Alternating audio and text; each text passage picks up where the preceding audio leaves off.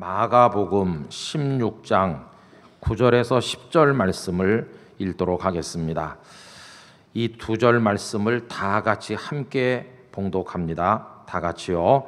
예수께서 안식 후 첫날 이른 아침에 살아나신 후 전에 7 귀신을 쫓아내어 주신 막달라 마리아에게 먼저 보이시니 마리아가 가서 예수와 함께하던 사람들이 슬퍼하며 울고 있는 중에 이 일을 알림에 아멘. 막달라 마리아는 기독교 전통 안에서 특별한 존경을 받고 있는 분입니다. 그러나 정작 사복음서 안에는 이 마리아에 대한 기록이 그렇게 많은 것은 아닙니다. 그 이름은 총 12회 등장을 하는데 그것도 다 반복되는 이야기가 많기 때문에 복음서를 통해서 알 수 있는 내용은 몇 가지 되지를 않습니다. 근데 어떤 분들은 이 마리아가 매춘부였다고 생각하는 분들이 의외로 많이 있습니다. 그러나 여러분, 성경 그 어디에도 막달라 마리아가 매춘부였다는 사실은 없습니다. 그런데 왜 사람들은 그런 이야기를 하게 됐을까요? 거슬러 올라가 보면 592년 교황 그레고리 1세라는 이가 막달라 마리아를 표현하면서 회심한 매춘부였다 이렇게 부른 이후로 그런 전승이 생겼을 뿐 성경적인 근거는 전혀 없는 이야기입니다. 자, 그러면 이 복음서는 막달라 마리아를 어떤 사람으로 묘사하고 있을까요? 그 내용을 간추리면 딱 3가지를 얘기할 수 있습니다. 첫째는 막달라 마리아가 다른 여인들과 더불어 예수님 일행을 섬겼다 하는 겁니다.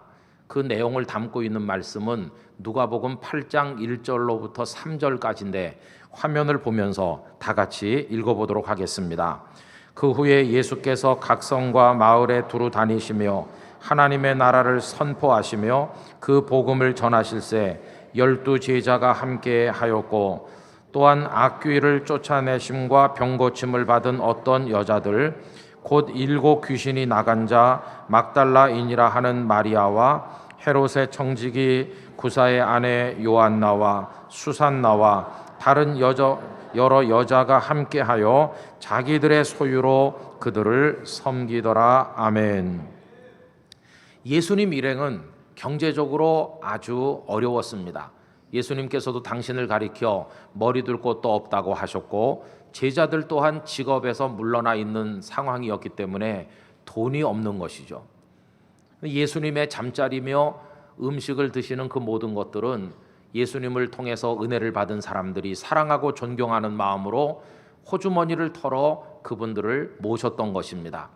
여기 등장하는 몇몇 여성들 역시 그러한 분들이었고 그 중에 막달라 마리아가 포함되어 있는 것을 보게 됩니다. 자, 그럼 여러분, 이분들은 왜 호주머니를 털어서 예수님의 일행을 섬겼을까요? 그 이유는 다른 게 아니라 받은 은혜가 있기 때문이었어요. 예수님께서 내 인생을 고치시고 그 말씀이 나를 새롭게 하시고 주님께서 나를 다시 이렇게 세우셨다. 그 받은 은혜가 그 가슴에 사무치기 때문에 그 은혜에 대한 감사를 가지고 예수님의 일행을 섬긴 겁니다. 오늘 우리가 이 자리에 예배하러 나왔는데요, 간절히 바라기는 이 예배 또한 여러분들이 받은 은혜에 대한 감사로부터 나오는 예배가 되기를 축복합니다. 우리가 전도를 하든지 무엇을 하든지 이 감사가 그 속에 전제가 돼야 되는 것입니다. 감사 없이 한다면 남에게 보이기 위한 가식이거나 하나님을 영화롭게 하지 못할 형식적인 일에 불과하게 될 것입니다. 이 감사는 모든 섬김, 모든 헌신을 완성시키는 마침표와 같다는 생각이 드는데 감사로 하실 수 있기를 바랍니다. 그럼 여러분, 도대체 이 막달라 마리아는 우리 주님께 어떤 은혜를 받은 여성일까요? 어떤 은혜가 그 가슴에 사무치고 있는 것일까요?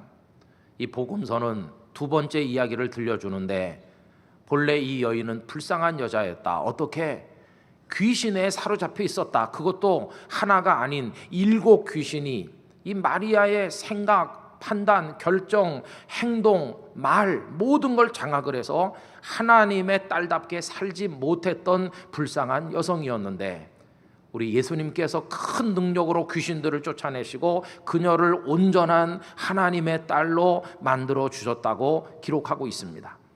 오늘 읽었던 말씀 9절에도 마리아를 뭐라고 설명하고 있나요? 전에 7 귀신을 쫓아내어 주신 막달라 마리아라고 했고, 아까 읽었던 누가복음 8장 2절은 곧 7 귀신이 나간 자 막달라인이라 하는 마리아라고 묘사하고 있습니다. 이제 마리아는 귀신이 쫓겨나가는 주님의 그런 은혜를 입어서 살았던 여성임을 우리가 확인하게 된다는 것입니다. 그리고 이 복음서가 마리아에 대해서 말해주는 세 번째 사실이 있는데, 그게 뭐냐 하면 마리아가 부활하신 예수님을 만났다 하는 것입니다. 오늘 9절 말씀이 그 내용을 이야기하죠. 다시 한번 다 같이 읽어보십시다. 예수께서 안식 후 첫날 이른 아침에 살아나신 후 전에 7 귀신을 쫓아내어 주신 막달라 마리아에게 먼저 보이시니. 할렐루야. 이 마리아가 부활하신 예수를 만난 사건을 가장 상세하게 기록하고 있는 것은 요한복음 20장입니다. 여러분들께서 이미 아시는 것처럼 예수님께서 아리마대 사람 요셉의 무덤에 장례되신 후에 안식일이 시작이 되었는데, 이 여인들은 안타까운 슬픔 가운데서 예수님의 시신에 향품이라도 더 발라드리려는 마음으로 안식일이 지나가길 기다리다가 향품을 사왔습니다. 그리고 밤이 새기를 기다렸다가 꼭두 새벽 미명에 무덤에 가지 않았습니까? 근데 요한복음 20장은 다른 여인들은 거명하지 않고 막달라 마리아에게 초점을 맞추어서 설명을 하고 있습니다. 무덤에 가보니 무덤 문은 이미 굴려진, 그리고 그 안이 비어서 예수님의 시신이 보이지를 않았습니다. 마리아는 충격을 받았습니다. 쫓아가서 제자들에게 무덤에 아무것도 없다고 말해줬습니다.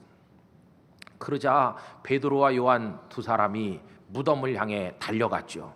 그리고 마리아가 말해준 내용이 모두 다 사실이라는 것을 확인하였습니다. 예수님의 시신이 없어졌다. 그리고 이 두 사람의 제자는 본래 있던 곳으로 돌아갔는데, 막달라 마리아는 돌아가지 않고 계속 무덤 주변을 서성이게 된 것입니다. 제자들은 돌아가는데 마리아는 왜 가지 않았을까? 사랑하는 예수님의 시신이 없어진 마당에 내가 어떻게 돌아갈 수 있나? 이게 마리아의 심경이었을 것입니다. 울면서 무덤 안을 굽으려 이렇게 들여다보고 있는데, 무덤 안에 하나님의 천사 둘이 나타나서 있었고 이 마리아에게 말을 걸어오셨습니다. 여러분, 그 대화의 이야기가 요한복음 20장 13절에 다음과 같이 나옵니다. 천사들이 이르되 여자여 어찌하여 우느냐? 이르되 사람들이 내 주님을 옮겨다가 어디 두었는지 내가 알지 못함이니이다. 여러분, 이렇게 대화가 오갈 때 부활하신 예수님은 마리아 등 뒤에 서 계신 겁니다. 근데 마리아는 그때 몰랐어요. 그러다가 기척을 느끼고 이렇게 뒤를 돌아서 예수님을 딱 뵙게 된 것입니다. 그런데 알아보지 못했어요.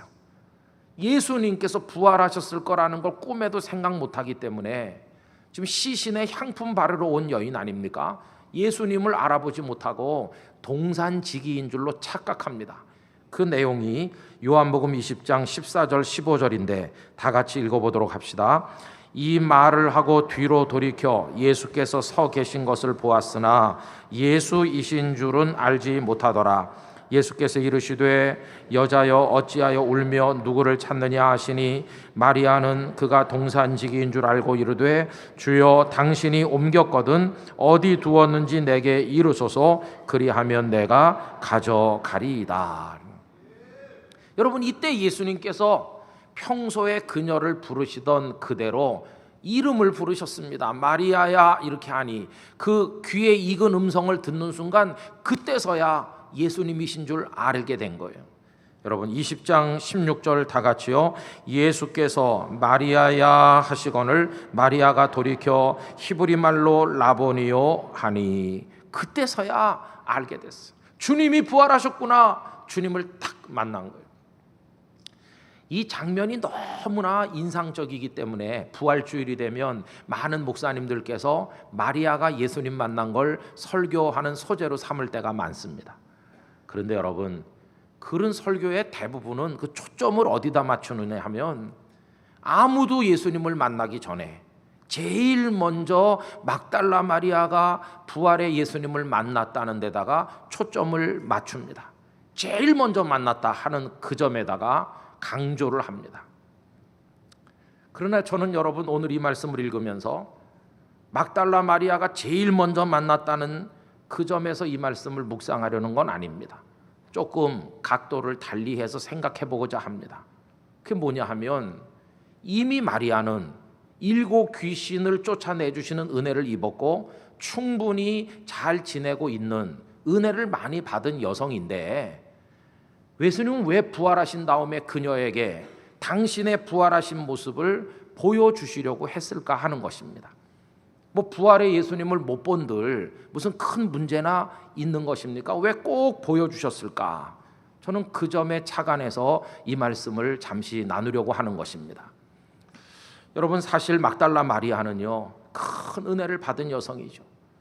귀신이 쫓겨나가는 순간 영혼도 몸도 건강해졌고 이제는 아름다운 삶을 살 수 있게 되었고 예수님의 일행을 섬기는 사역자적인 삶을 살면서 그 삶이 아름다워졌습니다. 이제 더 이상의 은혜가 필요 없을 만큼 충분한 은혜를 받았다고 말할 수 있습니다.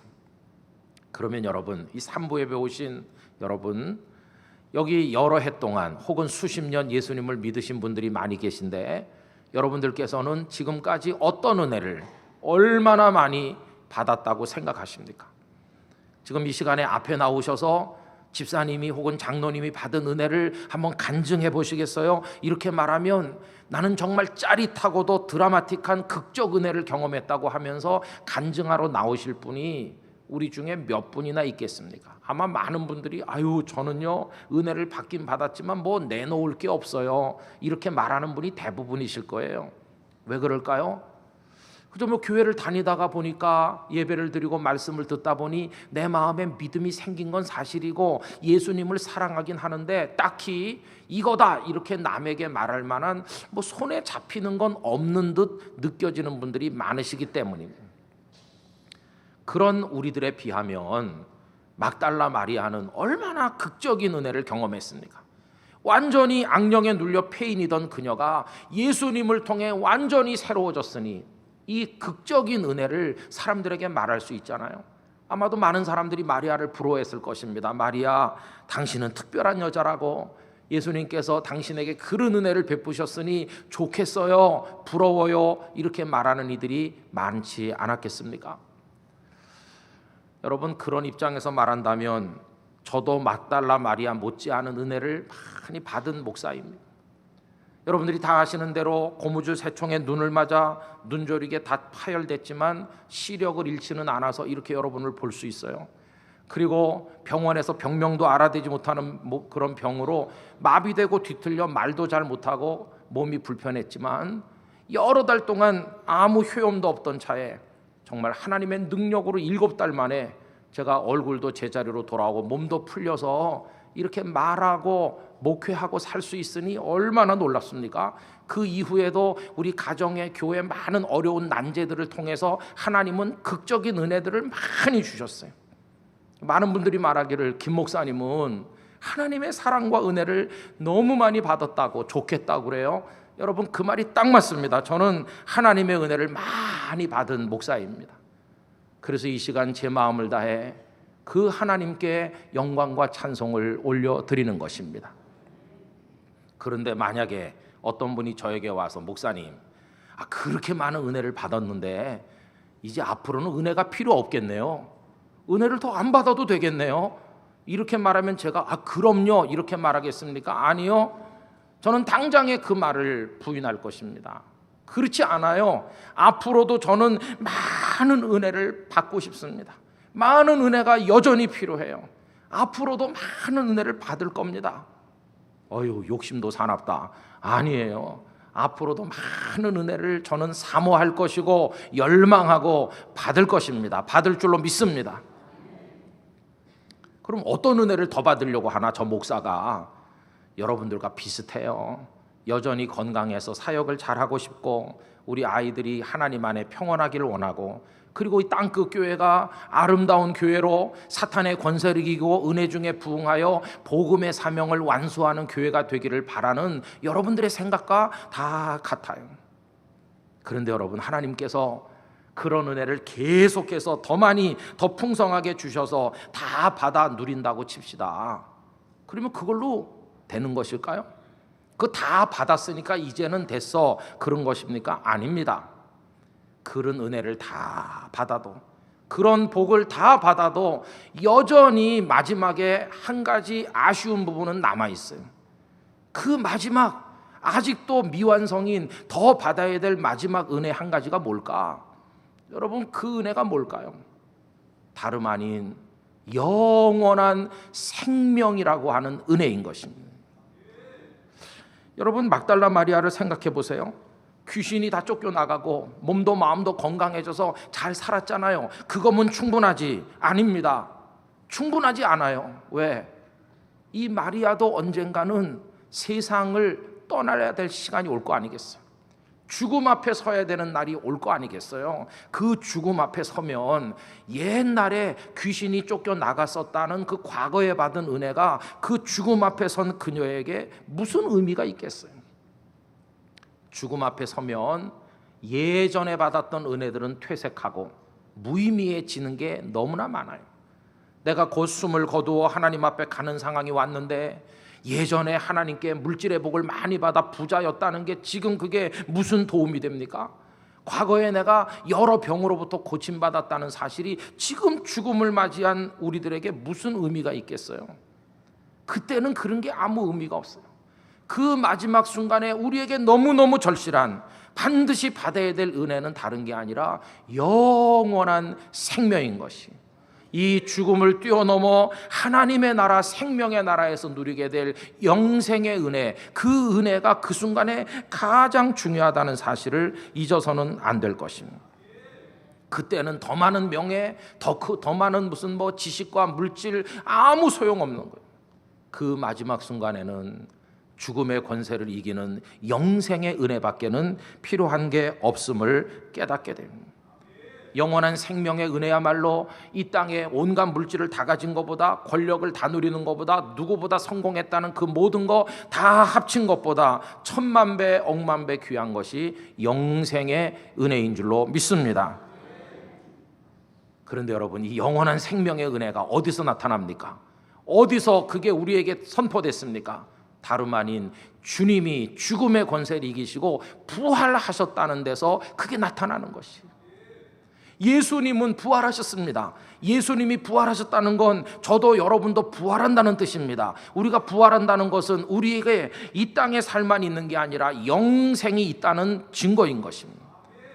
예수님은 왜 이미 충분한 은혜를 받은 것처럼 보이는 마리아에게 부활하신 당신을 보여주셨느냐? 바로 이걸 알려주기 위해서입니다. 마리아야, 너 지난 세월에 내가 많이 사랑했고 많은 은혜를 베풀었어. 귀신을 쫓아내줬고 너 잘 살았고 앞으로도 잘 살 거다. 그러나 그것만 가지고는 안 된다. 날 봐, 내가 죽음을 이겼단다. 내가 부활했어. 너 마리아도 부활할 것이고 네 속에 영원한 생명이 있단다. 내가 너를 생명의 나라, 하나님의 나라로 인도할 거야.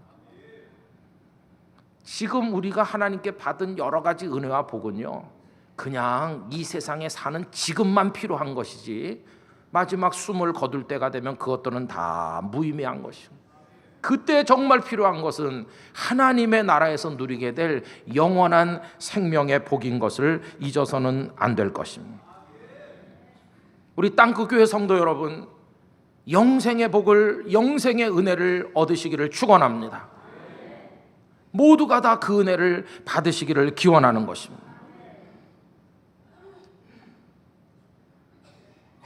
그런데 여러분, 지금은 어떻습니까? 지금은 우리가 몇십 년의 삶을 이 지구상에서 현재 살고 있잖아요. 그럼 지금 살고 있는 이 삶은 어떤 의미가 있나? 여러분, 지금 누리는 이 삶은요, 이게 온전한 마지막이 아닙니다. 잠깐 있다 끝나는 거죠. 이 삶은 이 삶이 있는 시간을 활용해서 앞으로 우리가 누리게 될 영원한 생명의 나라를 위해 준비한다는 의미가 있을 뿐이에요. 여기서 준비해서 거기에 가는 겁니다. 지금 준비하는 시간이에요. 그럼 현재 그 삶을 누리는데 사용되는 내 몸, 이 몸뚱아리, 이건 뭡니까? 이것의 가치는요, 이것은 이 몸을 잘 관리하고 활용해서 영원한 생명의 나라를 위해 준비하고 하나님의 영광을 나타내는데 이 몸을 사용하는 바로 그런 의미가 있다고 하는 것입니다. 그래서 이 몸을 잘 활용해야 돼요. 여러분, 이 몸은 부활의 생명을 담을 수는 없는 몸입니다. 그게 이 몸의 한계죠. 아무리 내가 노력하고 건강에 조심을 하고 좋은 거 먹고 운동 열심히 해도 우리 몸은 영원한 생명을 담을 수 없는 밑이 뚫린 그릇과 같아요. 이 몸은 늙습니다. 이 몸은 약해집니다. 이 몸은 병이 듭니다. 지금 이 몸은 언젠가는 기능을 다하고 멈출 것입니다. 그럼 사람들은 죽었다고 할 것입니다. 단 한 명의 예외도 없습니다. 그러나 장차 주께서 우리에게 입혀주실 부활의 몸은 어떤가요? 이 몸하고는 완전히 다른 것입니다. 부활, 그 영생을 담을 그 몸은 늙지도 않고 약해지지도 않고 병들지도 않고 죽는 일도 없는 영원한 생명이 충만하게 담긴 몸이요, 우리는 나중에 그 몸을 입고 다 같이 하나님 나라에서 만나 영생 복락을 누리게 될 것입니다. 그 몸을 우리가 사모하면서 오늘 이 몸을 가지고 잠깐 사는 것뿐입니다. 여러분, 이제 손을 한번 내밀어 보세요. 여러분의 두 손 이렇게 비벼 보세요. 따뜻하죠? 이게 내 몸이에요. 지금 이 몸이죠. 그리고 이 손을 가슴에 대면 심장이 뛰고 있음을 느낄 수가 있습니다. 그리고 한번 여러분의 두 손으로 얼굴을 이렇게 감싸 보세요. 그래도 내 판이 그럴듯하게 괜찮게 생겼다.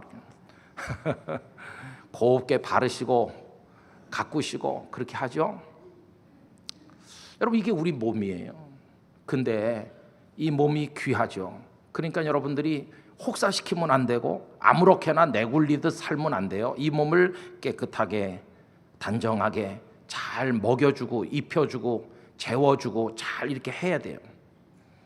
그러나 여러분, 그 몸을 위한다고 해서 하나님 위하듯 할 필요는 없는 것이. 왜? 늙고 병들어 죽을 몸에 불과하니까. 죽어 썩어 악취가 날 몸에 불과하니까. 그게 이 몸의 한계예요. 그럼 이 몸 가지고 뭐 할까? 방금 전에 말씀드린 것처럼 이 몸 잘 관리하고 활용해서 하나님 영광을 많이 많이 나타내시기를 축복합니다. 그리고 이 몸으로 할 마지막 일이 하나 있어요. 맨 마지막에 할 거, 세상에 남기고 가는 마지막 사랑의 도구가 되도록 하는 것입니다. 이 몸 남에게 줄 수 있어요.